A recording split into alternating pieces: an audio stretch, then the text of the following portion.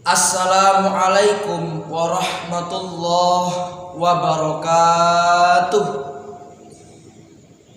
Alhamdulillahilladzi allafa baina qulubina.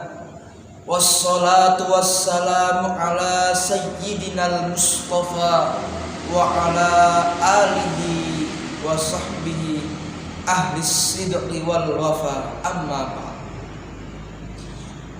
Dewan Hakim yang kami muliakan, hadirin sekalian beserta saudara-saudara yang kami banggakan.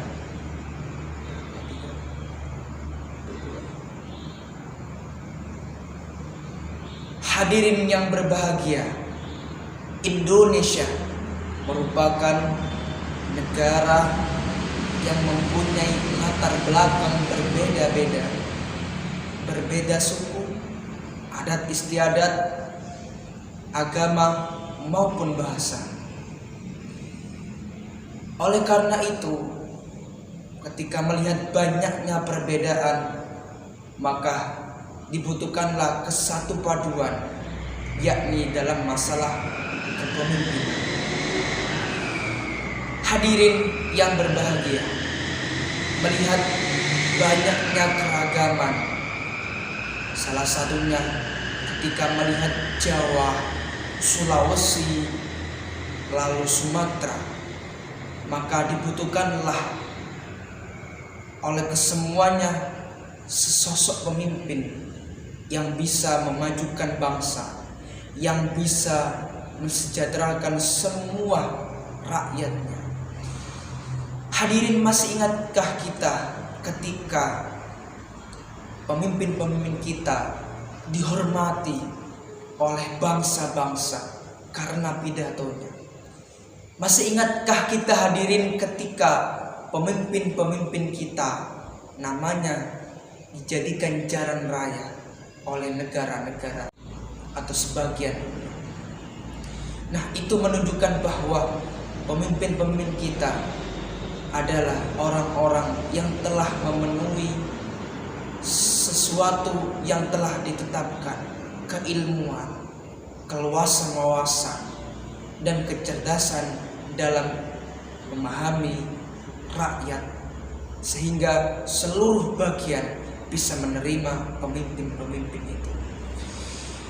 Tapi ketika melihat sekarang, ketika melihat pemimpin-pemimpin yang hanya mengedepankan keegoisan sendiri, sesuatu yang telah diamanahkan seharusnya diberikan kepada rakyat malah disunat, sesuatu yang seharusnya diberikan semuanya malah dipotong sehingga rakyat sengsara.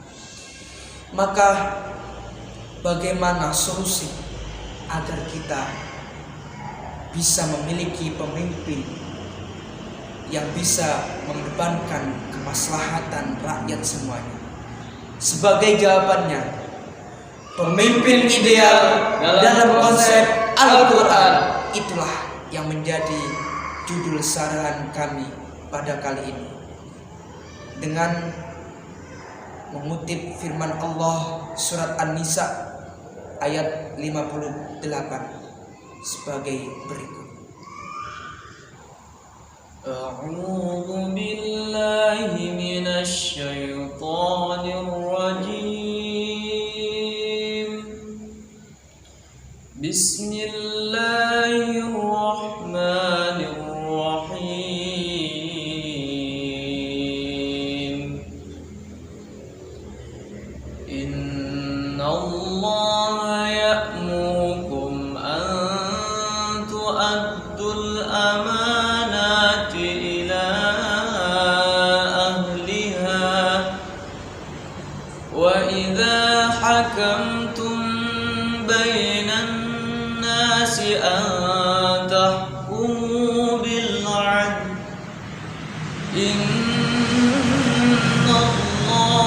ni'ma ya'idukum bih.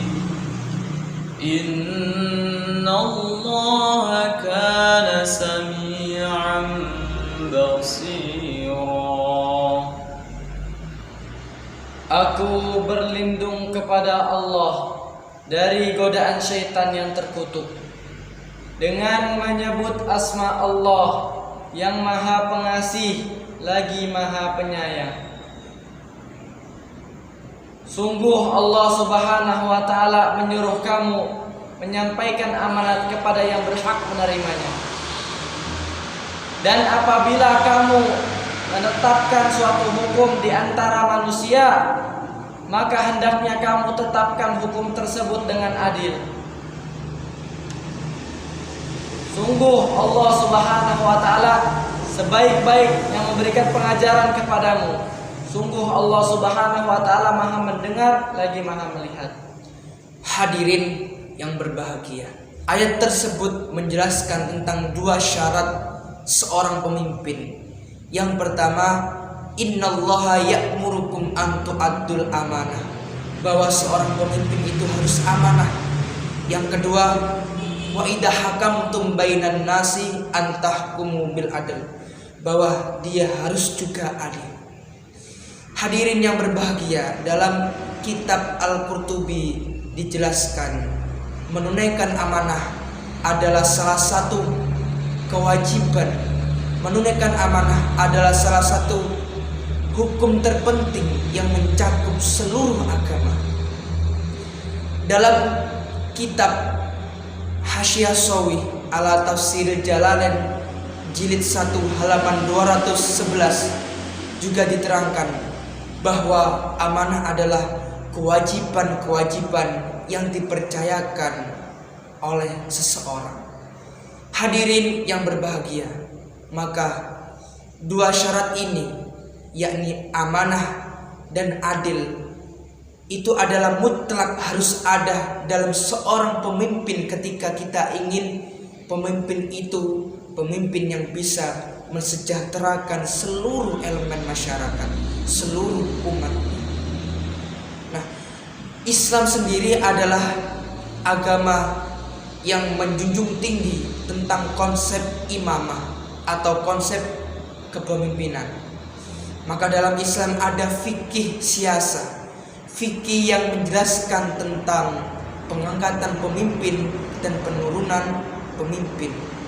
Maka dalam kitab yang dikarang oleh Imam Al-Mawardi disebutkan bahwa seorang pemimpin seharusnya berlaku adil, mempunyai keluasan ilmu, mempunyai kesehatan, dan mempunyai banyak wawasan, sehingga dari kesemua itu bisa memasyarakatkan, bisa memajukan, bisa mensejahterakan masyarakat semuanya.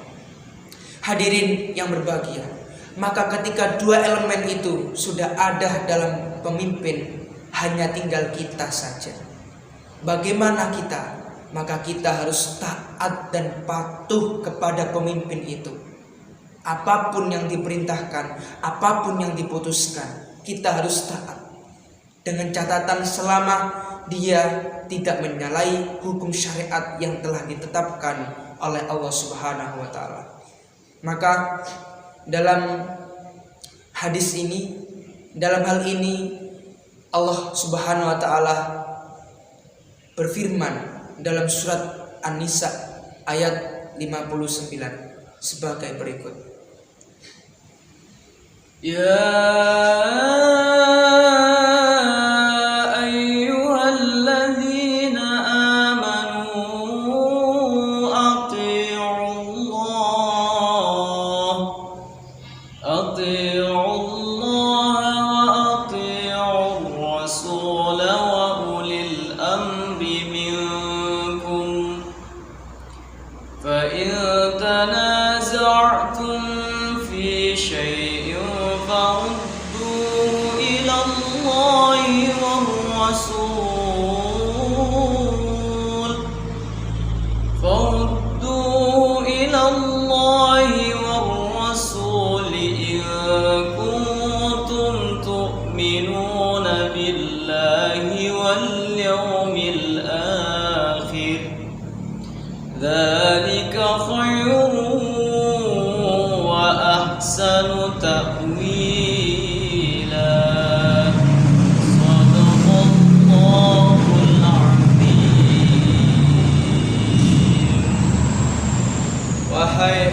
orang-orang yang beriman. Taatilah Allah Subhanahu wa taala dan taatilah Rasulullah sallallahu alaihi wasallam, serta taatilah ulil amri, pemimpin, pemegang kekuasaan di antara kamu. Jika kamu berbeda pendapat tentang sesuatu, maka kembalikanlah kepada Allah Subhanahu wa taala, yaitu Al-Qur'an.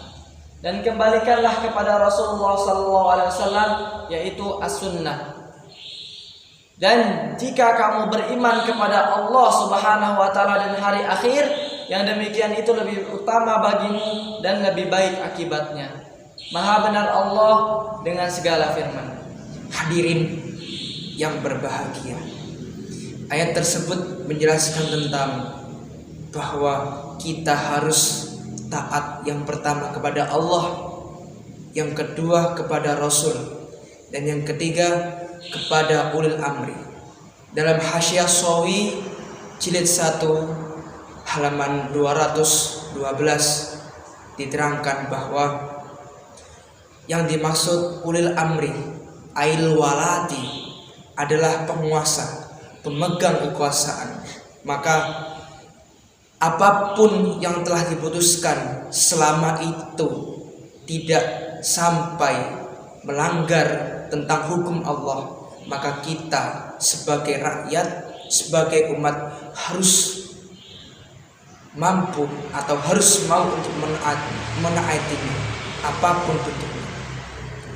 Hadirin yang berbahagia, maka sebagai kesimpulannya bahwa seorang pemimpin yang ideal, maka ia harus mempunyai beberapa hal yang telah disebutkan dari Al-Quran tadi hanya 2, tapi bisa berkembang sampai beberapa.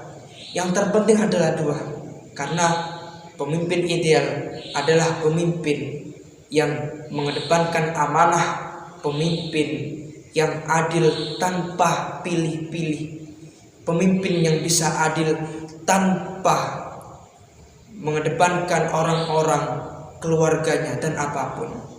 Maka ketika seorang ingin memimpin dengan pimpinan yang baik, dengan pimpinan yang bisa mensejahterakan rakyat, maka dia harus mempunyai amanah dan juga adil. Sebagai penutupnya, pantun karmimina, jauhilah otoriter kepada manusia dan belilah sesuatu yang bisa menjadi berharga.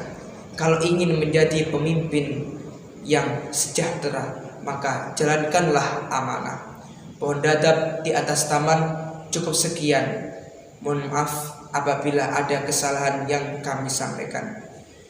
Wassalamualaikum warahmatullahi wabarakatuh.